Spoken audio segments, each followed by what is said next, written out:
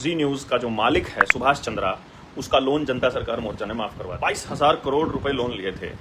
एक दिन रोता हुआ आया था वो। नोट कैसे छपते हैं, भारत का एक आम नागरिक जब 1 रुपया लोन लेता है, क्रेडिट कार्ड से 1 रुपया स्वाइप करता है, तो उस वक्त उसी टाइम पे वो छाप लेता है 10,000 रुपया बैंक और अमीर आदमी को दे देता है। तो ये जो आपको दिया हुआ है लोन, ये फ्रॉड है। विजय माल्या को बोलो, विजय माल्या का कितना ही बड़ा लोन हो हम चुकता कर देंगे। एक बार कह के देख, ले आओ नीरव मोदी को, ले आओ विजय माल्या को, ले आओ किसी और को, ले आओ। सुभाष चंद्रा बाई चांस मिल गया। बॉलीवुड में है यादव, रामपाल यादव शायद, वो छोटा सा कद का है, जो अभी जेल में जा रहा था। तो किसी के पास उसका कांटेक्ट हो तो मैंने ये भी कहा था कि यार उसको भी बोलो कि आवेदन लगा। पब्लिक में मतलब चिल्ला करके हम ये कह रहे हैं कि तुम्हारा आरबीआई फ्रॉड कर रहा है, तुम्हारा सिस्टम ये लोगों के साथ में ठगी कर रहा है।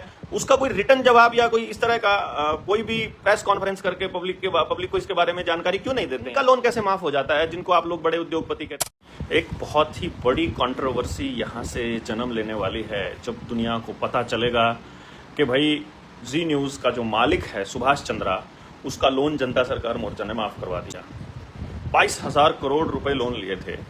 एक दिन रोता हुआ आया था वो। उधर पूछ लेना उससे, बेशक कोई भी आदमी हो, पत्रकार हो, जाके पूछ लेना कि जब तुम कैथल गए थे वहां अपने दोस्त से मिलने के लिए, तो वहां तेरे को बलारा साहब मिले थे, और जब वो बोले थे कि तुम्हारी वीडियो हम सुनते रहते हैं, मैंने कहा भी था कि यार तुम ये वीडियो तो सुनते रहते हो, पर कम से कम अपने जी न्यूज पर दिखाओ तो पूरी दुनिया को कि तुम क्या मतलब खेल चल रहा है।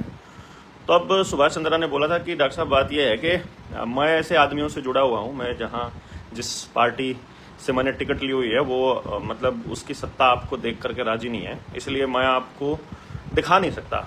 अब नहीं दिखा सकता यार कम से कम, लेकिन ये मसला तो पहुंचा लोगों तक। बोला मसला तो पहुंचा, पहले मसला समझा तो दो। मसला समझाया कि नोट कैसे छपते हैं, भारत का एक आम नागरिक जब 1 रुपया लोन लेता है, क्रेडिट कार्ड से 1 रुपया स्वाइप करता है, तो उस वक्त उसी टाइम पे वो छाप लेता है 10,000 रुपया बैंक और अमीर आदमी को दे देता है। तो ये जो आपको दिया हुआ है लोन, ये फ्रॉड है। तो बोला इसको हम भी लोग भी इस्तेमाल कर सकते हैं क्या, हमारे पर भी हजारों करोड़ रुपए का लोन है। तो मैं कहा जितना मर्जी हो। मैं तो उसको भी बोला था, विजय माल्या को बोलो, विजय माल्या का कितना ही बड़ा लोन हो हम चुकता कर देंगे। एक बार कह के देखो वो कि भाई मेरे से चुकता नहीं हो रहा। वैसे तो खैर भाग ही गया जब देश छोड़ गया, तो सीधी सी बात है, कहेगा क्या, वो तो पहले से ही डिक्लेयर्ड है कि उससे चुकता नहीं हो रहा। पर मैं तो ये कह रहा हूं कि एक बार वो आके एक बार मोर्चे से मिल तो ले। अब हमने जब आवेदन लगाया ना उसका, मतलब इसका क्या नाम, विजय माल्या का, तो सारे बैंक वाले फिर थोड़ी ना कुछ कर पाएंगे।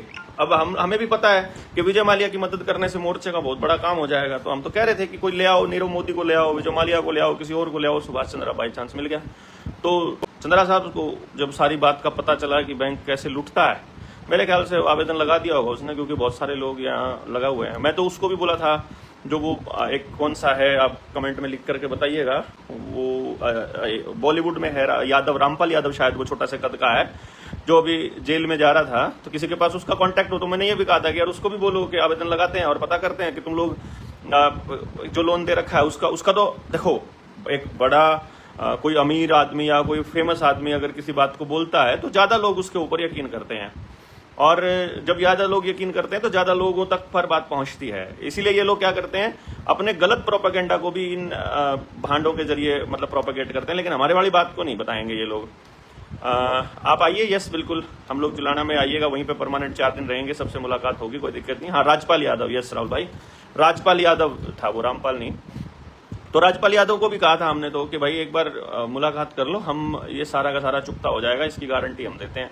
भाई हम कोई ऐसा काम तो करते नहीं कि किसी के साथ ठगी चोरी कर रहे हो या कोई छुप के कर रहे हो, कि किसी को बताना मत। पब्लिक में मतलब चिल्ला करके हम ये कह रहे हैं कि तुम्हारा आरबीआई फ्रॉड कर रहा है, तुम्हारा सिस्टम ये लोगों के साथ में ठगी कर रहा है।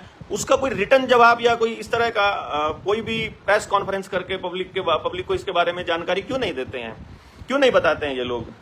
और इनका लोन कैसे माफ हो जाता है, जिनको आप लोग बड़े उद्योगपति कहते हो?